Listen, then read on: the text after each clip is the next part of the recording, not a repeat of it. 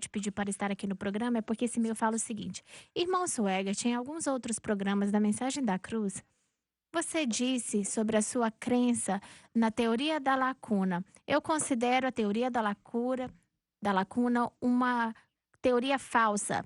E falando de Gênesis capítulo 1, versículo 1 e 2. Daí eles continuam a falar algo e te enviaram um documento aqui que está discutindo contra a teoria da lacuna.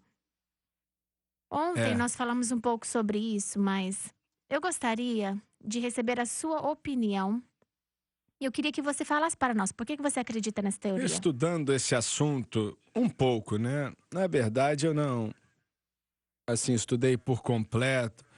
Até que vocês tivessem falado ontem, eu não olhei fazia anos, para ser sincero, mas o pouco que eu entendo dele é, é só isso que eu posso dizer sobre qualquer um, porque a Bíblia não dá uma pletora de informação, simplesmente porque a Bíblia não é um livro que fala da criação antiga de Deus, não é um livro que fala da queda de anjos e a sua redenção, se é que ela existe. Não é um livro que fala, na verdade, uma criação pré-adâmica. Fala da criação do homem, da queda do homem, da redenção do homem. Esse é o propósito da palavra de Deus. O pouco que sei hoje, e enfatizo a palavra pouco que sei, eu nem chamo mais de teoria. Eu acho que existe Bíblia suficiente, evidência suficiente na Bíblia, que na minha opinião é um fato. Eu posso estar errado, tá bom? Mas tem outras hipóteses que foram propostas, podem até estar certas, não tem como assegurar Muito bem. nada. Deixa eu voltar aqui um pouquinho do que você Tá. disse. Porque é importante que nós falamos isso. Você falou que você começou a estudar isso pensando que não fosse uma teoria, mas hoje, quanto mais você estuda, você acredita que é um fato. Acredito que ser um fato, sim. É a minha opinião Tá. pessoal. Agora, o Mike pode ter mais informação sobre isso do que eu, ou até o Doni mesmo, né? Mas em 60 anos estudando a palavra de Deus, na verdade 70 anos estudando a palavra de Deus, estudando assim erudito, atrás de erudito, atrás de erudito, eu não me lembro nem de um. Como eu falei, Mike ou Doni podem conhecer vários, mas eu não lembro de nenhum que acreditava de outra forma no que diz respeito a esse assunto aqui. Como eu falei, o Mike pode conhecer várias pessoas, porque os eruditos principais, eu acho que a maioria deles no passado, eles acreditam nesse ensino em relação à teoria entre Gênesis 1 e Gênesis 1:2. Agora, Mike, eu tô errado em falar isso? Olha, eu vejo que você está enxergando aqui no final do século XVIII, XIX, onde isso se tornou popular, e quando a Bíblia Scott Field saiu, olha, ajudou as pessoas a entenderem a teoria da lacuna. Mas a maioria dos textos que eu busquei nem falam disso, nem falam dessa teoria, eles se afastam disso. Olha, é uma daquelas coisas, né? Quando você ensina no seminário, eu falo para os estudantes, olha, se você acredita ou não, não vai afetar a sua salvação. Não perca a Certo. sua salvação por causa disso. Nós tivemos 2 estudantes que estavam brigando por causa disso. Eu falei, para com isso. Não precisa disso, não. Olha, escute. Você tem que orar com aquele irmão durante o culto, viu? Para com isso. E eu acho que chega à raiz da pessoa por causa do fato de que está sugerindo que existe algo antes disso. Mas olhando para o que os eruditos escreveram no passado, como é que você leva isso aí? Bem, basicamente, sabe, isso veio antes do século XVIII, né? Parte do século XIX também. Também não havia isso não era um problema. Não era algo que o pessoal falava, né? Não, porque quando você chega na área geológica, o estudo do mundo geológico, você começa a entender, por exemplo, sabe, o darwinismo e a criação, e o mais jovem, mais velho. Então as pessoas começaram a orar para essa teoria da lacuna para tentar entender como que nós reconciliamos então. E olha, eu nem sinto que a gente tem que reconciliar a Bíblia com a ciência, tá? A ciência não se reconcilia com a Isso Bíblia, aí. essa é a minha posição. Mas como que você reconcilia a teoria de centenas de bilhões de anos de idade, com o fato que a criação tem 6.000 anos? Eu creio que sim. Mas eu creio que se você pode provar através da ciência que a Terra tem 1 milhão de anos, 100 milhões de anos, 1 bilhão de anos, isso não refuta a palavra de Deus. Não vai contra a palavra de Deus. E essa teoria da lacuna, na verdade, se encaixa com isso. Porque não sabemos quanto tempo que é essa teoria da lacuna. Que período que foi criado, né? Quanto tempo que o mundo ficou lá no oculto, ficou nas trevas. Não sabemos. O que nós sabemos é que desde o início, sabe, o Elohim, o Espírito de Deus criou nada e aí houve a recriação. O Espírito Santo não quis nos dar mais informação do que deu com propósito, né? É como se estivéssemos tentando sair do espaço, nós nem tocamos fora do espaço com os foguetes e tal, como se não tivéssemos problemas o bastante nesse planeta para começo de conversa. Mas fora isso... Mas para que vai trabalhar isso no outro planeta, né? Se não funciona aqui, não funciona em lugar nenhum. Deus se revela, e isso é algo que eu acho que é extremamente importante. Ele se revela, em primeiro lugar, como Criador, não como Salvador. Porque, no princípio, não havia ser humano para salvar. Eles não tinham sido nem criados na época. Mas isso é algo que precisamos pensar aqui. Ele revelou, primeiramente, no princípio, Deus criou os céus e a terra. E a palavra céu, os céus ali, devia se traduzir no plural, né? Céus ao invés do céu. Mas, de qualquer forma, ele se revelou como Criador. Então, isso quer dizer que ele não é a favor da evolução, de forma alguma. Isso quer dizer que nós devemos entender a sua criatividade e entendê-lo como Criador. E se misturarmos isso aí, eu não acho que é muito agradável a ele. Então, se nós entendermos que no começo Deus revelou a si mesmo para o homem como Criador, então nós estamos começando corretamente. Mas olha... Deixa eu adicionar uma coisa, por favor. Olha, isso é um fato, né? Não é uma teoria, mas é um fato. No início, no princípio, Deus criou os céus e a terra. Rashit Hará Hiribu. Mas essa é a primeira causa. Mas ele explica quem ele é, não. Ele só diz se você acredita ou não. E eu falo isso para os estudantes. Se você for aceitar o primeiro versículo da Bíblia e o último, você não vai ter nenhum problema. Mas se você não pode nem aceitar que ele é um criador, por que você está lendo a palavra dele, então? Exatamente. Ele é o Criador. Precisamos entender isso. Por isso, é muito importante porque ele criou e como ele criou e por que ele criou. Tudo isso. Então, nós devemos chegar à conclusão que quando ele criou, ele nunca criou nada que fosse sem forma e vazia, destruído, escuro. Nunca criou nada assim. Isaías, podemos abrir lá, acho que vocês já leram o capítulo 45, versículo 18. O profeta disse: pois assim diz o Senhor, que criou os céus, Deus mesmo formou a terra e a criou. Ele estabeleceu, não a criou em vão, mas a formou para que fosse habitada. Eu sou o Senhor e não há nenhum outro. Agora, isso completamente vai contra a ideia de que ele criou sem forma e vazia, e porque cobria a face da terra, né? Você pode dizer, olha, foi o método da sua criação, e eu não acho que nada disso tem a ver com Deus. Então, quando disse que ele criou não em vão, isso vai totalmente contra a ideia de que no princípio Deus tivesse criado, sabe, algo escuro, algo vazio nas trevas. Essa palavra em vão quer dizer desolada. Então, o profeta Isaías, na inspiração do Espírito Santo, diz que Deus não fez isso. É ou não é? Certo. Então, se ele não fez isso, se tornou assim. Não foi ele que criou o homem para ser pecaminoso, maldoso, impiedoso, cheio de transgressão, pecado e iniquidade. Mas o homem se tornou assim por causa da queda. Então esse planeta, eu creio que se tornou, sabe, em vão, e as trevas cobriram a face do abismo, porque algo aconteceu, mas Deus não criou originalmente dessa forma. Agora, será que nós oponentes que não acreditam nessa no abismo entre Gênesis 1:1 e Gênesis 1:2, eles concordam com o que eu falei ou não? Não, olha, como a pessoa que ligou ontem falou, não, ele criou sem forma e vazia e as trevas cobriam a face da terra. Isaías diz que não criou. Bem, não somente isso, né? Nos outros dias da criação, quando ele criou, tudo foi criado, ele viu que era bom. Como que ele pode falar isso de qualquer outra coisa? Obviamente a criação, Não tem né? como. Mas todas as coisas ele não podia falar isso da criação. Não. Ah, isso é bom, porque não era bom.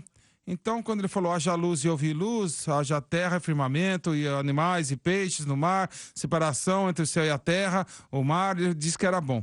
Então, quando Deus criou, então ele avaliou a sua criação, e em toda a situação ele disse que era bom. Era bom, diz que era muito bom. Muito bom, então. Mas olha o que eles dizem. Olha, em primeiro lugar, eles dizem, se você acredita na teoria da lacuna, você acredita na evolução. Espera aí. Como? É um grande pulo, né? Um grande salto, né? Que É um grande isso? Isso é salto. um pulo muito grande. É pra acabar com você, pra você se sentir como idiota. É por isso, eles fazem muito essas coisas aí, entendeu?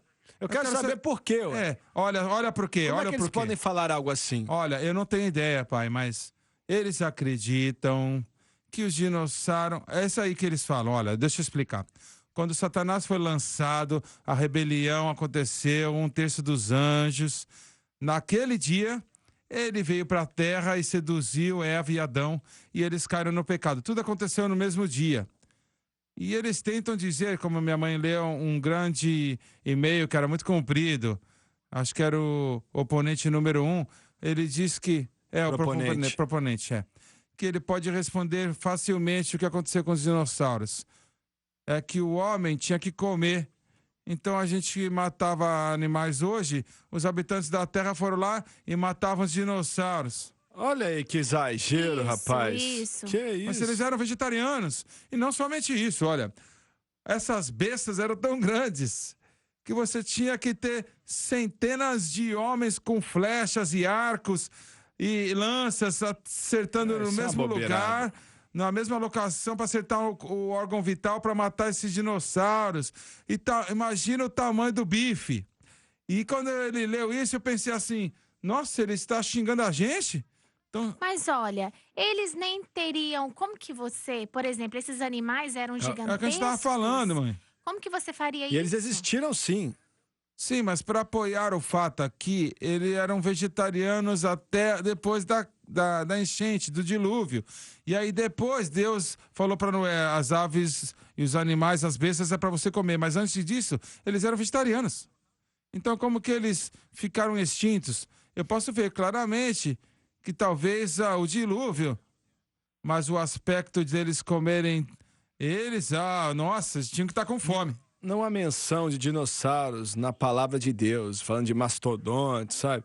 Na terra, na época de Adão e Eva. Eu não vejo isso. Quando o Senhor disse para Noé para colocar assim 7 animais limpos e 2 animais limpos de toda a descrição na arca, não havia menção de dinossauro, de nada assim, mas eles existiam sim. Isso não é a figura da imaginação de alguém, ué. Eles dizem também que se houvesse uma criação antes, pré-adâmica, então como que você reconcilia Romanos 5,12? Por um homem o pecado entrou no mundo e a morte pelo mundo passou para todo homem. Isso que eles querem dizer, se você acredita na teoria da lacuna, então você está dizendo que Romanos 5,12 está errado. Isso é só dizer que entrou no mundo através do meio de Adão. Só isso. Então a raça adâmica era importante, É né? disso que você está falando, da raça adâmica, por um homem. Certo, mas eles estão dizendo, se houve uma raça de pessoas antes de Adão, sabe, que se rebelaram com Satanás, então o plano de salvação de Deus não foi estendido para eles. Não, espera aí, vamos falar disso. Foi bom que você mencionou. Nós não sabemos o que Deus fez com anjos caídos. Não sabemos. Eu estava lendo há um tempo atrás e um pregador disse que anjos caídos é uma criação que estava aqui e tal, se é que tinha alguma criação. Eu estava lendo o que um pregador falou e eu acredito no que ele falou. Ele disse que às vezes a Bíblia usa o termo anjos eleitos. E ele disse, o que isso quer dizer? Será que pode dizer? Ele fez a pergunta. Ele não disse que é uma hipótese ou nada. Será que isso quer dizer ah, que, que Deus... do que a gente está falando mesmo? Anjos caídos. Anjos caídos, Anjos Será que quer caídos. dizer que ele criou uma forma de salvação e eles elegeram aceitar o que ele proclamou?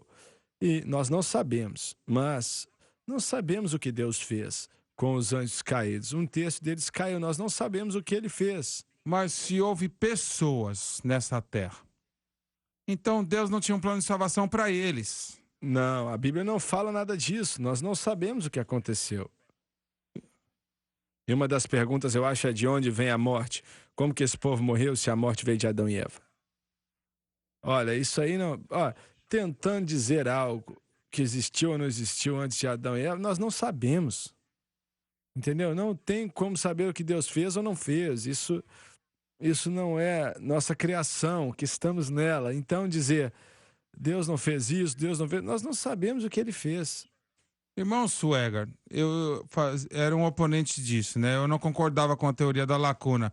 Na verdade, a primeira vez que o pastor perguntou para eu pregar, sabe, o Pentateuco para os estudos, eu falei, eu não acredito na teoria da lacuna. E um dia na estação de rádio, estava com o irmão Doni, e eu falei, olha, deixa eu entender então.